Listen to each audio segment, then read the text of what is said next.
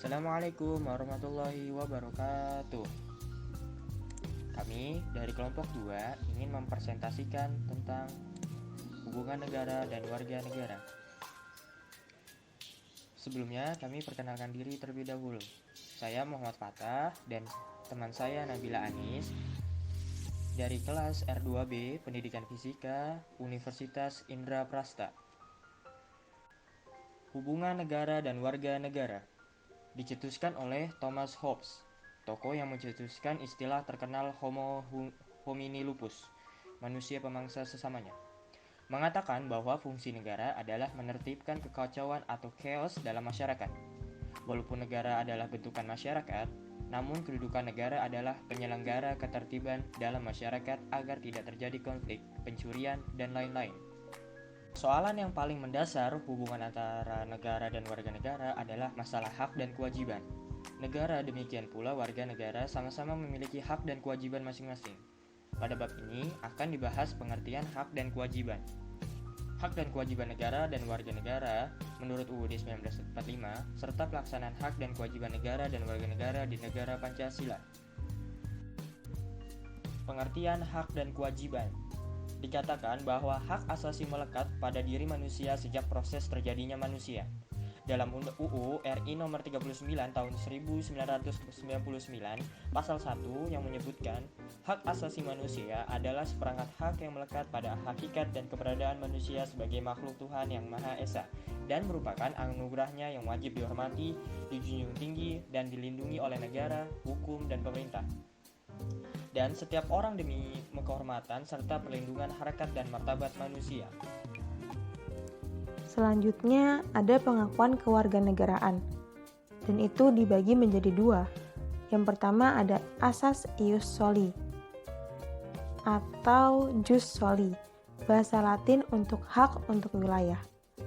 Asas ini adalah suatu pengakuan negara terhadap kewarganegaraan seseorang berdasarkan tempat seseorang dilahirkan. Contoh beberapa negara yang menganut asas ius soli adalah antara lain Argentina, Brazil, Jamaika, Kanada, Meksiko, dan Amerika Serikat. Nah, yang kedua ada asas ius sanguinis atau jus sanguinis, bahasa Latin untuk hak untuk darah. Asas ini adalah suatu pengakuan negara terhadap kewarganegaraan seseorang berdasarkan kewarganegaraan orang tua kandungnya. Beberapa contoh negara yang menganut asas ius sanguinis adalah yaitu Cina, Kroasia, Jerman, India, Jepang, dan Malaysia. Masalah yang ditimbulkan akibat adanya pengakuan kewarganegaraan. Yang pertama ada apatrid, adalah orang-orang yang tidak memiliki kewarganegaraan. Yang kedua itu ada bipatride, adalah orang-orang yang memiliki kewarganegaraan rangkap ganda. Yang ketiga itu ada multipratide, adalah orang-orang yang memiliki kewarganegaraan banyak.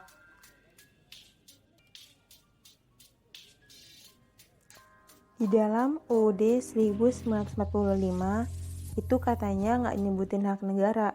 Bener nggak sih? Nah, kalau minjem teori keadilan Aristoteles, maka ada keadilan yang diistilahkan sebagai keadilan legalis, yaitu keharusan warga negara untuk taat kepada negara. Keharusan taat itulah yang menjadi hak negara.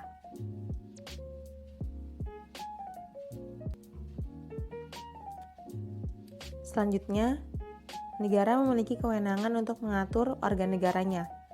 Namun, warga negara juga memiliki fungsi kontrol terhadap negara. Nah, ada hubungan warga negara dan negara. Dapat dibagi menjadi beberapa bagian. Yang pertama itu ada pluralis. Kaum ini berpandangan bahwa negara itu bagaikan sebuah arena tempat bermain golongan dalam masyarakat berlaga. Masyarakat berfungsi memberi arah pada kebijakan yang diambil negara. Pandangan pluralis persis sebagaimana dikatakan Hobbes dan John Locke bahwa masyarakat itu mendahului negara. Masyarakat yang menciptakan negara dan bukan sebaliknya. sehingga secara normatif negara harus tunduk kepada masyarakat. Selanjutnya, yang kedua ada Marxist. Teori ini berpendapat bahwa negara adalah serangkaian institusi yang dipakai kaum borjuis untuk menjalankan kekuasaannya. Dari pandangan ini sangat jelas perbedaannya dengan teori pluralis. Teori pluralis melihat dominasi kekuasaan pada warga negara, sedangkan teori Marxist pada negara. Yang ketiga ada sintesis. Pandangan ini menyatukan dua pandangan dari teori Marxist dan pluralis. Teori sintesis dikemukakan oleh Anthony Giddens. Ia berpandangan bahwa antara struktur dan agensi harus dipandang sebagai duality atau dualitas yang selalu berdialektik, saling mempengaruhi dan berlangsung terus-menerus.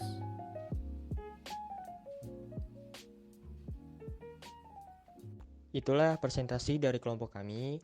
Kurang lebihnya mohon maaf. Saya Muhammad Fatah dan teman saya Nabil Anis mengundurkan diri. Wabillahi taufiq wal hidayah. Wassalamualaikum warahmatullahi wabarakatuh.